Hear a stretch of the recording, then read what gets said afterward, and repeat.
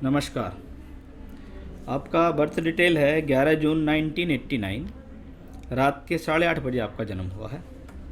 ये आपका हॉरोस्कोप है हमारे सामने। धनु लग्न और कन्या राशि की हॉरोस्कोप है। ये धनु लग्न और कन्या राशि। लगन के स्वामी बृहस्पति देव हैं, राशि के स्वामी बुध हैं। यहाँ लग्न और राशि दोनों के मालिक बृहस्पति और बुध। बृहस्पति को कहते हैं ज्ञान का कारक, विवेक, समझदारी, सामाजिकता, बुद्धिमानी का कारक बृहस्पति होता है। वहीं दूसरी तरफ बुध लॉजिक का कारक है। 2 और 2 4 होते हैं, ये बुध है। लेकिन 2 और 2 4 ही क्यों होते हैं? यहाँ बृहस्पति जुड़ जाता है कि शिक्षा और विद्या में अंतर यह है कि शिक्षा वो है जो स्कूल में पढ़ाई जाए, और वेदांग शास्त्र की पढ़ाई विद्या कहलाती है। अब बृहस्पति और बुध आपकी हॉरोस्कोप में कुंडली के 6ठे घर में बैठे हैं। शुक्र की राशि में बैठा है बृहस्पति। लग्नेश भी है बृहस्पति, राशि लगन का मालिक भी है, बुध भी है। अब 6ठे घर में प्लैनेट हो तो ऐसे व्यक्ति को जीवन में अपनी जो लाइफ के डिसीजंस हैं वो बड़ी ही बुद्धिमानी पूर्वक लेने चाहिए। दिल और दिमाग दोनों का एक साथ मेल अगर जोड़ सकें तो बहुत ही अच्छा। नहीं तो कोशिश ये करें, अगर दिल का इस्तेमाल कर रहे हैं तो दिमाग ना लगाएं, और दिमाग का इस्तेमाल कर रहे हैं तो दिल ना लगाएं। नहीं तो आपको जीवन में बहुत परेशानी का सामना करना पड़ सकता है, क्योंकि जीवन निर्णयों पर टिका हुआ है।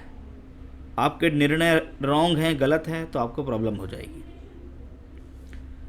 आपकी कुंडली में लगन का मालिक बृहस्पति, 4थे घर का मालिक बृहस्पति 6ठे घर में, लगने 6th हाउस में हो, ये बॉडी के अंदर इम्यून सिस्टम को कमज़ोर करता है, संघर्ष ज़्यादा कराता है लाइफ में। 6ठा घर रोग ऋण रिपू के लिए है। तो क्या है, शत्रु जल्दी से उत्पन्न हो जाते हैं, या आपके जीवन में आपकी सफलता को देखकर जल्दी जेलस होना शुरू हो जाते हैं लोग, इसको हम ये कह सकते हैं। मेहनती हैं आप, इसमें कोई संदेह नहीं है। बृहस्पति यहाँ आपके लिए धन कारक है, धन देने वाला ग्रह भी है। बृहस्पति आपकी कुंडली के अंदर 4थे घर का मालिक होकर भी 6ठे घर में है। इसको कहते हैं खुद के बल पर मकान बनाने में देरी होना, खुद के बल पर प्रॉपर्टी एकत्रित करने में देरी होना। ऐसे व्यक्ति को जीवन में काफ़ी समय लग जाता है, तब कहीं जाके वो एक प्रॉपर्टी अर्जित करते हैं। यहाँ बुध भी बैठा है। 6ठे घर का मालिक बुध, दशम का मालिक और सप्तम का मालिक 6ठे घर में है। नौकरी के क्षेत्र में ज़्यादा सफलता मिलती है ऐसे लोगों को, बनिस्पत व्यापारिक क्षेत्र के। और आप देखिएगा कि यहाँ दूसरे 7वें और 6ठे घर के मालिक बुध और शुक्र का राशि परिवर्तन है। सप्तम का मालिक 6ठे में, 6ठे का मालिक सप्तम में कारक होके ये वैवाहिक जीवन में डिले का भी कॉम्बिनेशन है कि देरी कराने का एक योग है। सूर्य अच्छा है, नवम का मालिक होके अपने से दशम में 6ठे में है। व्यक्ति अपने जीवन में प्रयास करे तो अच्छी सफलता हासिल कर सकता है। कभी कभी इन योगों के कारण ये भी देखा जाता है कि ऐसे लोग अपने जीवन में सरकारी नौकरी भी प्राप्त कर सकते हैं। वैसा भी संयोग आपके पास है। ये मुझे पता नहीं कि आप क्या करते हैं क्या नहीं, लेकिन हाँ, प्रयास करे जीवन में व्यक्ति तो ले सकता है। क्या पता आपने पिछले समय में प्रयास किए हो या नहीं, लेकिन एक नौकरी वाला एक चार्ट में देख रहा हूँ कि ये लोग नौकरी करते हैं, नौकरी करके अपना जीवन यापन कर सकते हैं और सरकारी विभाग में भी करके लाभ ले सकते हैं। चंद्रमा आपकी हॉरोस्कोप में 0 डिग्री का प्लेनेट आप देख सकते हैं। 0 डिग्री का ग्रह, 0 मतलब 0। चंद्रमा कौन है? मन का मालिक है। मन का कारक 0 हो तो जल्दी से बेचैन कर सकता है, जल्दी से घबराहट दे सकता है। आपके हॉरोस्कोप में प्रॉब्लम कहाँ है? देखो मैं आपको बताता हूँ। आपका एक सवाल, तरक्की के लिए क्या करूँ और कौन सा काम ऐसा ना करूँ जिससे मेरा सम्मान गिरने की वो हो। देखिए, कुंडली में पंचम भाव से बुद्धि आती है और चंद्रमा हमारे मन का मालिक है। अब बुद्धि का मालिक मंगल, जो कि 12वें घर का मालिक भी है, अष्टम भाव में नीच का है। कहते हैं अष्टम में नीच का मंगल दोष बनाता है। हाँ, आप मांगलिक हैं। आपने पूछा क्या मैं मांगलिक हूँ? हाँ, आप मांगलिक हैं। लेकिन जब ये चंद्रमा की राशि में अष्टम में नीच हो तो गलत कर्म करने से बचना चाहिए। नीच का चंद्रमा अष्टम में हो तो आपको अपोजिट सेक्स के प्रति आकर्षण बढ़ा सकता है, आपके भीतर सेक्सुअल डिजीज दे सकता है, आपके अंदर लस्ट यानी हवस को बढ़ा सकता है, आपकी उत्तेजना को बढ़ा सकता है ये कॉम्बिनेशन। कभी कभी ऐसे लोगों को अत्यधिक उत्तेजना या शरीर के अंदर अत्यधिक गर्मी, ताप या हवस या आपके जो बॉडी का हार्मोन्स हैं उनके डिसबैलेंस होने के कारण ऐसे लोगों को कभी कभी पुरुषों के रोग भी हो जाते हैं। जिसको कहते हैं डिस्चार्ज प्रॉब्लम, वैसी प्रॉब्लम भी आपके सामने आ सकती है। अब ये प्रॉब्लम शुरू कहाँ से होती है? प्रॉब्लम शुरू होती है 5th हाउस से, कि आपको अपनी बुद्धि पर संयम रखना है। कोई ऐसा काम ना करें जिससे सामाजिक हानि हो, किसी के ऊपर ऐसी नज़र ना रखें, क्योंकि अष्टम भाव का मालिक चंद्रमा दशम भाव में बैठा है। ये आपको गलत कर्म में इन्वॉल्व भी करा सकता है, आपकी हरकत या किसी प्रकार की गलत हरकत की वजह से सामाजिक हानि भी करा सकता है। यहाँ भी देखिएगा मंगल नीच का है, चंद्रमा नवमांश में पंचम में है और इसको देखता है, यानी यहाँ भी बुद्धि का कनेक्शन बना है। बुद्धि पर संयम रखें, अपने आप पर संयम रखने बहुत ज़रूरी है आपके लिए। आप देखिएगा शनि लगन में है, लगन में बैठा हुआ शनि धैर्यवान बनाता है, गंभीर बनाता है। व्यक्ति बहुत आसानी से अपनी बातें किसी को बताता नहीं, आसानी से किसी के बीच घुलता मिलता नहीं, गंभीरता से काम करता है, अपने काम से काम करता है, क्योंकि राहु भी शनि की राशि में है। तो मेहनती कॉम्बिनेशन इसको मैं कह सकता हूँ कि ऐसा व्यक्ति मेहनत के बल पर आगे बढ़ता है। अभी मैं वर्तमान की स्थिति को भी अगर आपकी देखूं कि वर्तमान में राहु की महादशा चल रही है आपको, और राहु ग्रह शनि की राशि में, तीसरे घर में, शनि लगन में, यानी राहु की दशा में मेहनत होगी, टूर ट्रैवलिंग्स हो सकती है, यात्राएं हो सकती हैं, कार्य क्षेत्र के प्रति संघर्ष बढ़ सकता है। ये कोई बात नहीं, कोई संघर्ष कम करता है जीवन में, कोई संघर्ष ज़्यादा करता है। किसी को बहुत जल्दी से सब कुछ मिल जाता है, किसी को देरी से मिलता है। तो आपका संघर्ष भी ज़्यादा है और आपके जीवन में जो सक्सेस है वो थोड़ा धीरे धीरे करके है, लेकिन है अवश्य। उस सक्सेस के अंदर रोड़े ना अटकें, प्रॉब्लम ना आए, उसके लिए अपने मन मस्तिष्क पर काबू रखें, अपने इमोशंस पर, अपनी बुद्धि पर संयम रखें, शॉर्टकट्स ना अपनाएं, झटके के पैसे के चक्कर में या जल्दी से लाभ लेने के चक्कर में ऐसे निर्णय ना लें जिनसे आपको हानि हो जाए, क्योंकि ऐसा आपका मंगल दर्शाता है, ऐसा आपका चंद्रमा बताता है, ऐसा आपका छठे घर में बैठे हुए बुध बृहस्पति की सूर्य की युति बताती है। तो शॉर्टकट्स नहीं अपनाने हैं। राहु 3rd हाउस में है, शनि की राशि में, मेहनत करने वाला व्यक्ति है, मेहनत से आगे बढ़ने वाला व्यक्ति है। शनि क्योंकि द्वितीयेश भी है, इसलिए राहु की दशा में धन आएगा। राहु की दशा में स्थान परिवर्तन हो सकते हैं, राहु की दशा में जॉब चेंज करना, नौकरी बदलना भी ऐसे योग है। अब मैंने D9 देखा, D9 में भी राहु 3rd हाउस में, मंगल की राशि में, मंगल यहाँ। इसका मतलब अपने आप पर संयम रखते हुए काम करो, राहु आपसे लगातार काम कराएंगे। 3rd हाउस का राहु इनोवेटिव होता है। 3rd हाउस का राहु है कि व्यक्ति के अंदर खुद ऐसी काबिलियत पैदा करता है राहु कि व्यक्ति खुद अपने वर पर धीरे धीरे करके आगे बढ़ता है।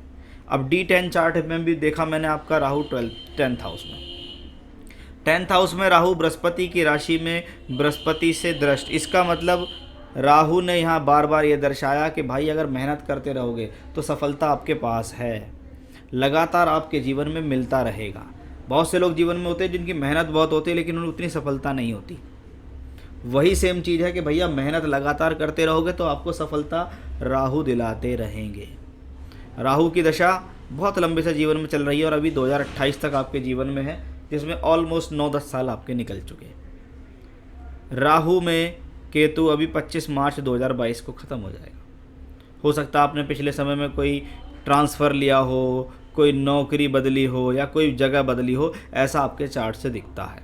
अभी क्या है, अभी आपको 23 मार्च 2022 से 23 मार्च 2025 तक राहु में शुक्र की दशा चलेगी।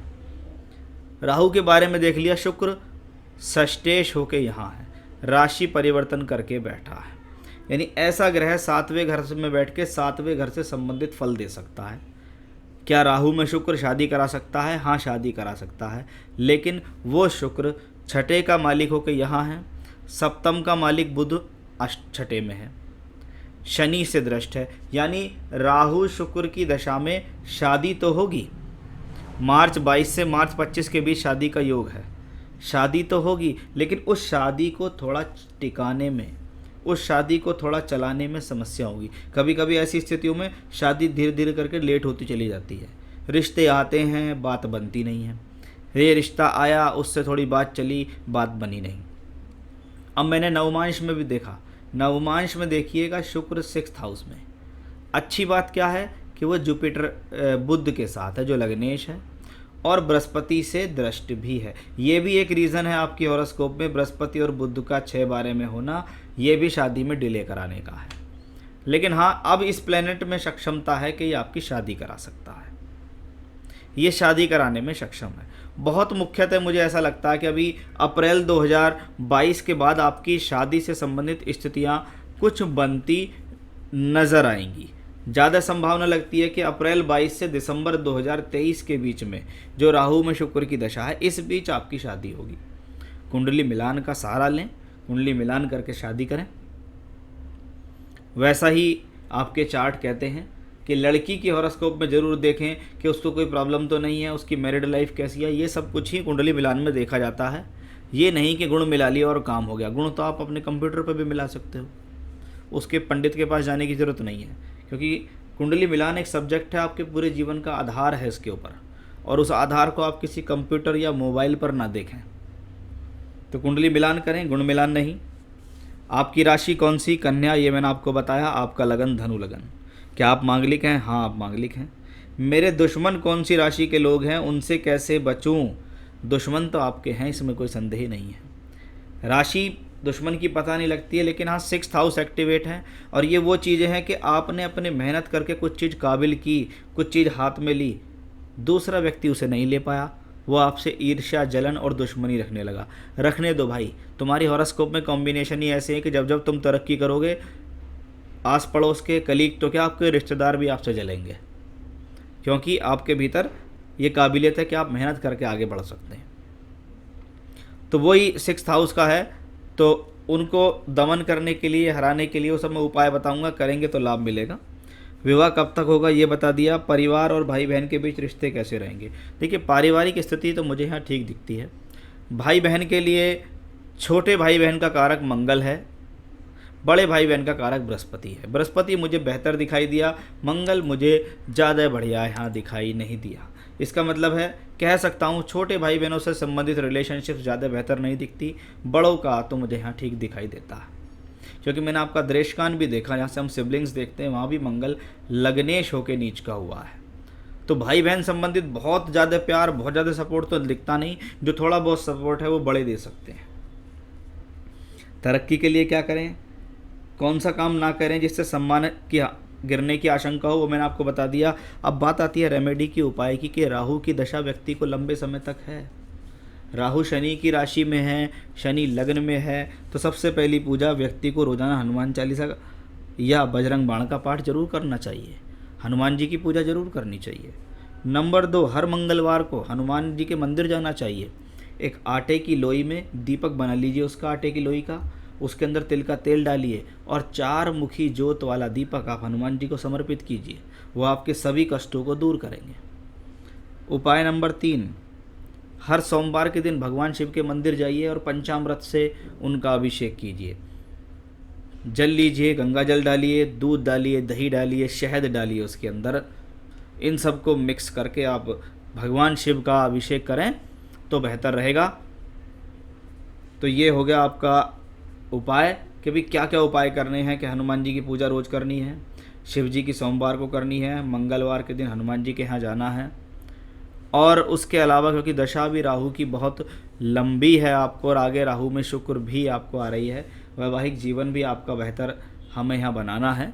तो आप चाहें तो शत्रुओं के दमन के लिए, वैवाहिक जीवन को अच्छा करने के लिए दुर्गा सप्तशती में से देवी कवच का पाठ करें। 56 श्लोक होते हैं उसमें, उसके 56 श्लोक का अर्थ रोज़ाना पढ़ें हिंदी में, वो आपके लिए बेहतर रहेगा। तो इसका मतलब है कि रोज़ाना बजरंग बाण और देवी कवच का पाठ आपको करना है। रतन के बारे में बात करें, मैं किसी प्रकार के रतन पहनने की आपको यहाँ कोई सलाह नहीं दूंगा। मुझे नहीं लगता कि आपके हॉरोस्कोप के अकॉर्डिंग आपको कोई रतन पहनना चाहिए जिससे आपको लाभ हो। तो कोई रतन ना पहने, सिर्फ पूजा पाठ करें। जिन बातों के बारे में बताया है उन पर ध्यान दें, क्योंकि ज्योतिषी का काम होता है मार्गदर्शन करने का।